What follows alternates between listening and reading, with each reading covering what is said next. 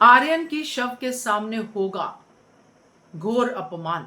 बेगाने क्या अपने भी फोड़ेंगे अनुपमा पे इस मौत का ठीकरा। नमस्कार दोस्तों, स्वागत है आपका आपके अपने चैनल हंग्री स्पिरिट्स में। हंग्री स्पिरिट्स देख रहे सारे दर्शकों का मैं अंजू शर्मा दिल से स्वागत करती हूँ। तो हो जाइए तैयार ये भयंकर वाला सीन देखने के लिए, क्योंकि सीन की बातें थोड़ी बहुत करके हम रोज करते हैं, मगर अब वो सीन आने वाला है जिसमें अनुपमा आर्यन एक जगह पे होंगे, मगर आर्यन वहां पे होगा ही नहीं, उसका शव होगा और अनुपमा जिंदा वहां पे शव की तरह एक जिंदा लाश की तरह वहां पे खड़ी होगी। बाकी लोग क्या करेंगे? जो उनका काम है, ब्लेम गेम खेलेंगे। बात करते हैं, पहले वही निवेदन, जिन्होंने अभी तक चैनल को सब्सक्राइब नहीं किया है कर लीजिए, साथ में दोस्तों बेल आइकॉन दबाइएगा ताकि आपको हमारे वीडियोस के नोटिफिकेशन मिलते रहें। आर्यन की डेथ की बात तो अब आ गई है प्रीकैप में, कल वो सीन शुरू हो जाएगा, क्योंकि पहले तो कल का एपिसोड का फ्रीज शायद यही होगा, मगर परसों ये सीन आ सकता है जिसमें आर्यन की बॉडी बीचों बीच पड़ी है। जो भी सीन कंसीव करेंगे जैसे करेंगे, बट यहाँ पे अनुपमा जैसे ही आर्यन की बॉडी के पास जाने के लिए, माफी मांगने के लिए, जो भी कुछ है करने के लिए जाएगी, वैसे ही ख्याति अनुपमा को पीछे धकेल देगी, धक्का मारेगी कि मेरे बेटे के शव को हाथ भी मत लगाना अनुपमा। यहाँ पे जी भी भूल जाएगी, क्योंकि ख्याति पूरी तरह से अनुपमा को ब्लेम करेगी, क्योंकि ख्याति ने पहले भी ऐसे किया है। जब आर्यन की बात हो रही थी तब अनुपमा को कहा था उसने कि आपकी वजह से मेरा बेटा घर छोड़ के चला गया, जो भी था।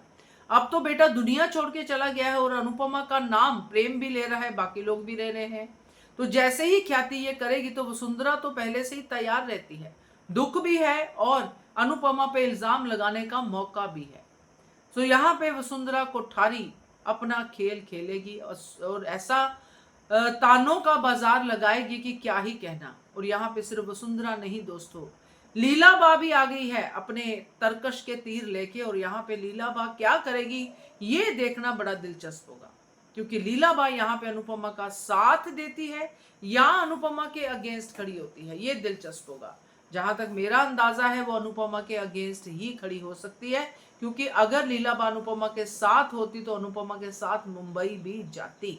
तो ये अब अपने तो इसके शाह परिवार वाले ही हैं अनुपमा के, जैसे बापूजी बार बार कहते हैं परिवार परिवार परिवार, मगर ये परिवार एक दूसरे का तो हमेशा होता है, मगर अनुपमा का कभी नहीं होता है। अनुपमा ने इस परिवार को बांध के रखा है, ये बापूजी कहते हैं, मगर आज अगर अनुपमा को इस परिवार की जरूरत है तो ये परिवार दूसरे कोने में खड़ा होके अनुपमा की तरफ पूरी उंगलियां उठाएगा कि अगर ये बता देती अनुपमा, तुमने बताया क्यों नहीं, तुमने ऐसा क्यों नहीं किया, देखा ये बड़ा कांड हो गया, तुमको बताना चाहिए था। अब यहाँ पे माही भी हो सकती है उंगली उठाने वाली, क्योंकि माही अपने आप को बचा लेगी, क्योंकि माही को तो पता था। तो ये सब चीजें होंगी, मगर ये सारा ड्रामा होगा उस इंसान के शव के सामने जिसने अनुपमा को भरोसा दिलाया था कि मम्मी मैं आपका भरोसा नहीं तोड़ूंगा, मैं बता दूंगा।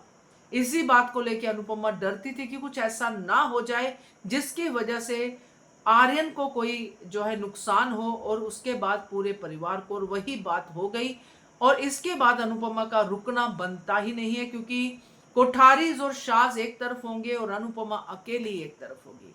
तो ये डरावना सीन आपको देखने को मिलेगा कल के फ्रीज में और परसों की शुरुआत में। क्या कहते हो आप इसके बारे में कमेंट कीजिएगा। देखते रहिए channel hungry spirits. Thank you so much.